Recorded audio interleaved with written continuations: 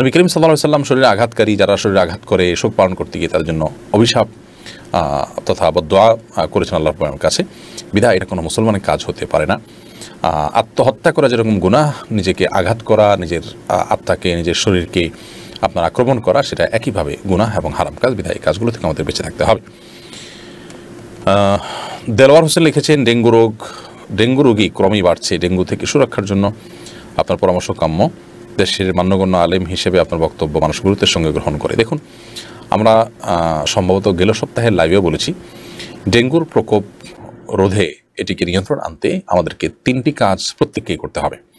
প্রথমত, আমি আমার আশপাশটাকে পরিচ্ছন্ন রাখার আপ্রাণ চেষ্টা অব্যাহত রাখব। নিজের দ্বারা যাতে করে কোনো প্রকার পরিবেশ নষ্ট না হয় সেদিকটা খেয়াল রাখবো।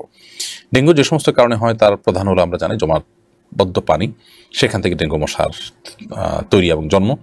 অতএব আমার আশেপাশে এরকম কোনো পানি যেন জমে না থাকে সেটা আমি খেয়াল রাখবো। আমরা বারবার বলেছি বিভিন্ন সময়, ডাব খেয়ে ডাবের মালা যেখানে সেখানে ফেলে রাখলে সেখানে পানি জমে থাকে, সেখান থেকে ডেঙ্গু মশার তৈরি হয়।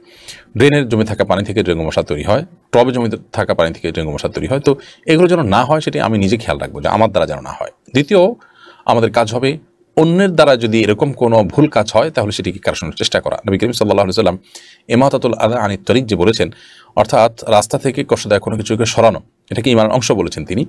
তো আমি যদি দেখি এরকম কোনো জায়গায় পানি জমে আছে বা পানি জমে থাকার মতো কাজ কেউ করেছে, তাহলে সেটিকে যতটুকু সম্ভব সংশোধন করার চেষ্টা করব বা পরিচ্ছন্ন করার চেষ্টা করব।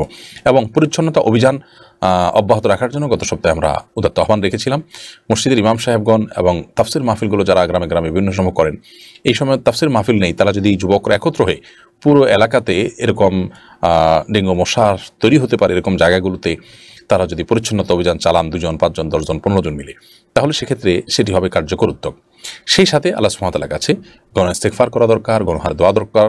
কারণ হলো, আমরা জানি যে গেল সপ্তাহে সম্ভবত একদিনে 13 জন মানুষ মারা গেছেন বাংলাদেশে। ডেঙ্গুতে একদিনে 13 জন মানুষ মারা যাওয়া, এটা প্রথম রেকর্ড যথাসম্ভব।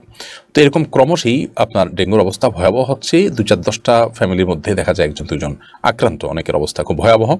যারা সাফার না করছেন তারা জানেন না যে এটা কতটা চরম পরিস্থিতি সৃষ্টি করতে পারে। বিধায় আমরা এই ধরনের পরিস্থিতি থেকে বাঁচার জন্য 3টি কর্মসূচি, অর্থাৎ নিজের আশপাশটাকে পরিচ্ছন্ন রাখা, নিজের ঘরবাড়িকে পরিচ্ছন্ন রাখা এবং এলাকাতে পরিচ্ছন্নতা অভিযান অংশগ্রহণ করা এবং অভিযান পরিচালনা করা, সেই সাথে আল্লাহ তাআলার কাছে দোয়া করা, এই 3টি কাজ আমরা সমান্তরালভাবে করবো। আল্লাহ তাআলা আমাদেরকে হেফাজত করুন।